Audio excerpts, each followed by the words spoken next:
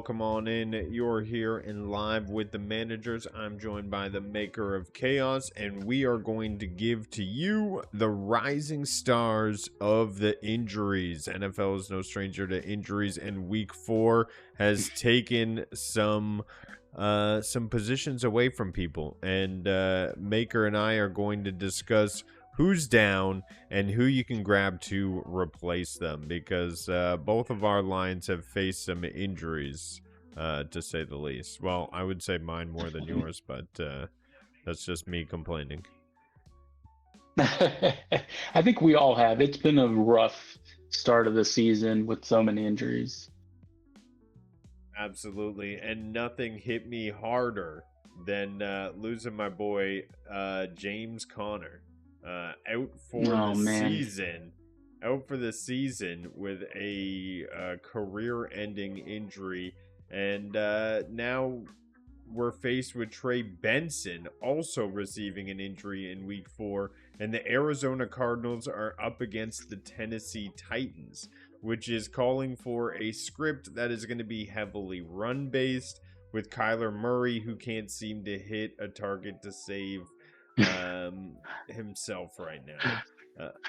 Except in the last quarter of the game. Yeah, he's primed in fourth quarter, but that's gamer mentality, right? You don't need to care I mean, until he's a you're up gamer. against the wall. You know he's a gamer, right? Yeah, exactly. He's Yeah, ranked COD player. Yeah, that's why I made the exactly. comment. Oh man, yeah. But yeah, no, So, it's definitely gonna call for a run game on this one. are you playing DeMarcado, and do you think Michael Carter is going to take that secondary role, because Arizona Cardinals likes to break their running game up into 2 positions, a lead running back and an RB2, and they really divide the work up between the two? Yeah, I think both are gonna get good work here. The Titans are seemingly one of probably the weakest team this year, and so I just see a lot of run game, especially once Arizona gets the lead. Um, so I would both would be great flex options, I'd say. DeMarcado's really got that extra threat to him. He only had about 8 carries, or sorry, 2 Uh, attempts on rushing, with 8 yards, and that's only leading 4 yards per carry, so very low numbers. However, being a double threat, he also had 2 targets for 13 yards, which sort of broadens him out and makes him more usable. And that 1 touchdown really gave some excitement for fantasy. So try not to get too much into the hype, because that 1 touchdown is not going to happen every single week. And going up in usage, we don't know how he's going to handle too many more attempts. So warning, right? But what do they say in football? Next man up? yeah, I mean, I did want to also bring up some stats from Michael Carter. Last year, he was in the 3 games that he played in, he was 5 for 5 for targets, 2 for 2, and 4 for 4. So he can also catch as well as run the ball. 5 for 18, 13 for 70, 17 for 43 for his attempts at rushing. Um, so I think Michael Carter will do just as well. So it's really going to be up to like who gets that ball in the end zone and on who's getting the extra points. Michael Carter rostered in 6% of leagues across Sleeper. 1% have started him. So if you're looking for a flex, if you're in desperation, if bye weeks have got you dry, this may be the player to help in flex at desperation. He is unproven this year.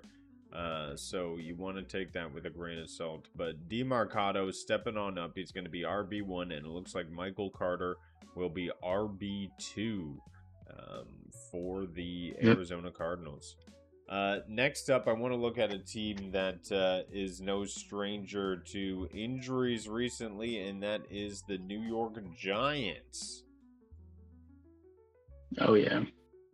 All right. Well, we recently had the debut of Jackson Dart, and people everywhere got to see how well this kid can do. I mean, he is rushing it in for a touchdown. He's running like a maniac. However, he only got 111 yards completed on the day. Um, are you picking him up? Are you starting him? He's going up against New Orleans. So, not the most difficult of matchups for the Dart. Yeah, but I also think that he could run the ball, and he it seems like Jackson Dart loves to run.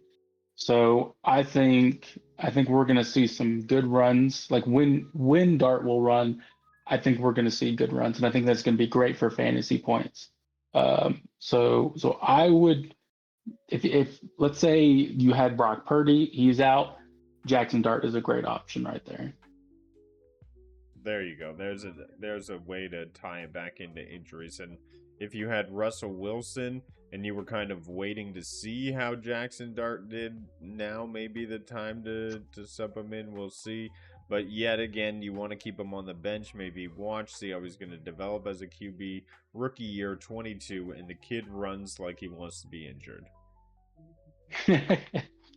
Yeah, I hope not, but he does. What's Jameson Winston up to? Maybe they'll have to use him. And I had him on my bench last year. Uh, well, the New York Giants, we'll see how they do. However, at New Orleans, it seems that Jackson Dart is going to have a cushier second game, and hopefully that eases him into it. There's some injuries going on as well here. Tyrone Tracy is out, leading Cam Scatabo. He didn't get as many points, no touchdowns last week. Are you still bullish on Cam Scatabo? Is he still going to produce the points you need, or are you trading him away while he's hot right now? I really think it depends on how Jackson Dart. If he continues the trend of running more, it's going to cut into Scadabo's runs. So I would watch it. Like to me, I would keep Scadabo for now. I don't think Jackson Dart is gonna. I think he might get tired out and stop running. So in the next couple of games, I know Saints is going to be an easy one, but they got Philly up after that, and then the Broncos after that. If we see trends to him throwing more against Philly and Denver, um, and just utilizing Scatabo instead for the run game, I think he's going to be a great option. So I'd say keep him.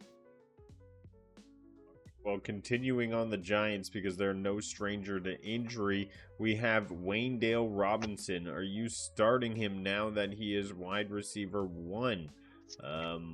He Oh, man. is, partnered to Jackson Dart, only 111 yards throwing. It doesn't bode super well to how much of a share Wayndale's going to get of those yardages. Last week with Dart, he got 5 targets, 3 receptions for 14 yards, which is not great, but he's going to be in wide receiver one role. I think because he's going to be in wide receiver one role, we're going to see those targets go up. Maybe I think it's going to be closer to week 1 or 2 in terms of target numbers, like an eight targets instead of the 5. Um, but as of for Dart, we're going to have to see whether he throws it or runs it more, and go from there. But I still think Wandale will be a great stash and a great flex, at least right now. Are you trading him while the iron's hot? I mean, is Neighbors coming back, or do you think Slayton's going to No, take oh over wide receiver one? no, Neighbors is gone for the season.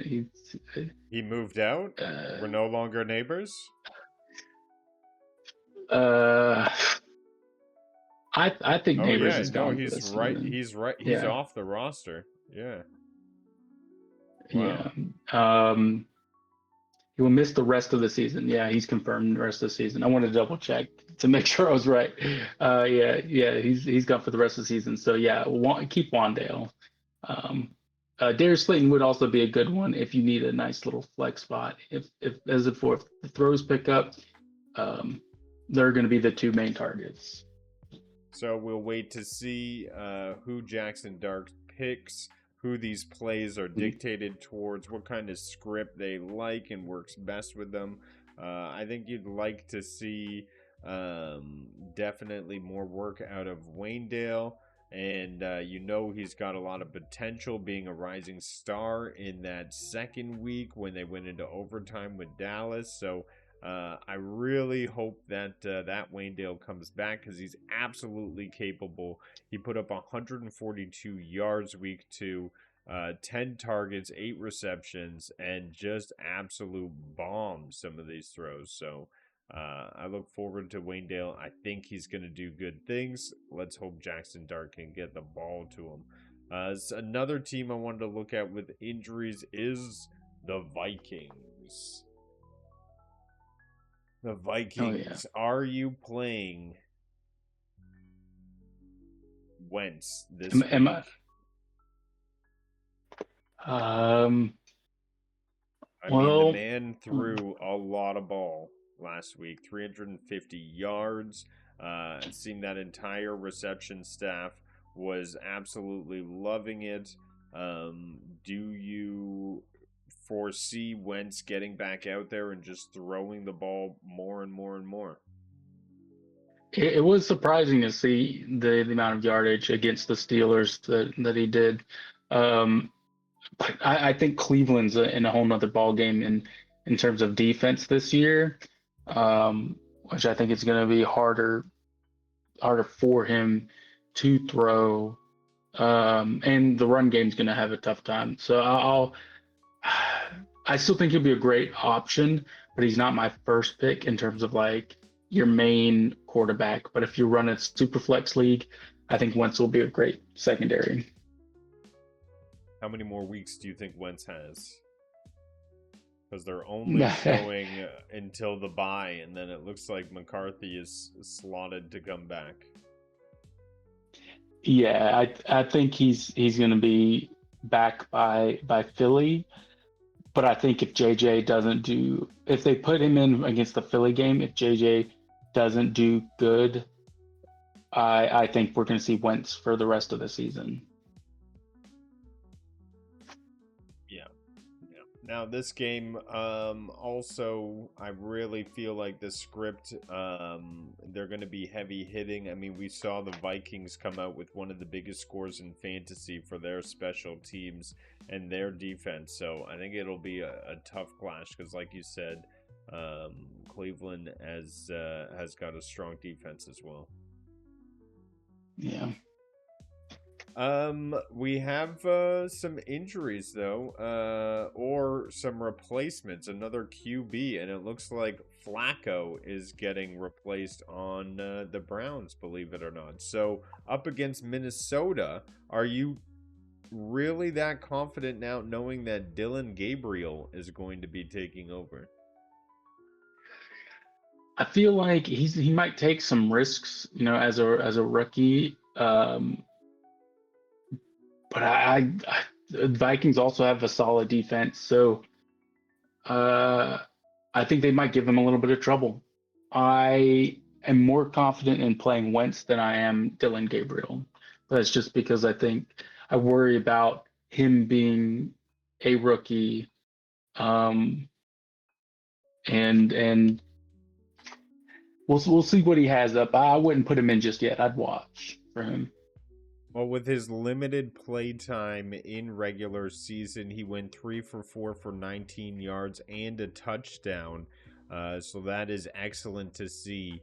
Especially, it's just he was there for 10% of snaps. He got in a touchdown and then gone. So there's obviously a game plan that's tailored for him. But the Vikings is a tough defense, and they are going to be on the road. So it'll be a clash. It'll be a clash. It'll be a toss-up. Yeah, it Do definitely you will. play? You don't play Dylan, but do you scoop him up on your No. bench and wait? I mean, how can you not if you have the space, right? And there's always the potential for rookie. If you're in need of a backup QB, I would say, yeah, I would probably pick him up. He's not my first option, but uh, just to just to see. They to me, Browns don't have the best weapons uh, right now, anyways, other than maybe like Fannin and Judy. Uh, but Tillman's out, and so yeah, it's a tough one. All right. Well, you lose Flacco. Who are you putting in? Or were you even playing Flacco? Well, in a 2 QB league, I you're wouldn't be. juggling. You're juggling. So, Flacco would be my third backup quarterback in a super flex. yeah, He would but not be okay, so my you're first super or second flexing, option. and then your QB is Love, so he's on bye this week. Who are you putting in? Are you putting in Oh, Gabriel versus who? Like, would you say like Wentz versus Wentz? versus Wentz? Gabriel or Wentz? Since they're playing each I other. still would lean Wentz Yeah, because you I have to just give think it to that Wentz. he He's has a little gonna bit more toss it. experience. Yeah. Yeah. All right. Well, any more promising notes here? Gabriel will draw his first career start after the Browns have decided to bench Joe Flacco. The rookie played well in the preseason, so you have that to look forward to. The next injury I want to touch on is close to Maker's team, a sad to see injury, and that is Mr. Irving. He was seen in a boot and on crutches at practice, which is often not a great sign. Do you think he will be playing on the road on the Seahawks this week? I hope he does because Yeah. Bijan's also out. So my second running back is or my number one running back's out.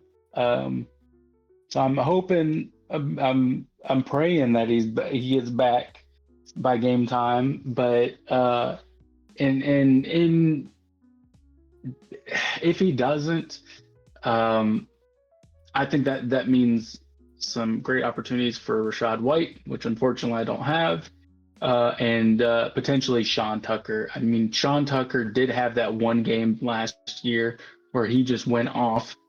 Let me pull it up. It was week 6 of last year's season. He had 14 attempts for 136 yards, which is nearly 10 yards an attempt, and a touchdown. And he had 3 for 3 And he catches got a for reception. 56 Wow. yards. Yeah, They for a liked touchdown on Sean that Tucker as that week. well.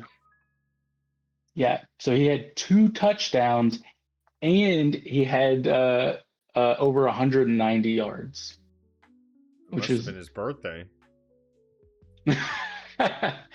something of that nature. But they just it seems like they didn't really use him after that though, and I think he's got potential. He's young, you know. His rookie season was 2 years ago, and he's 23 years old. So I think he has potential to break out.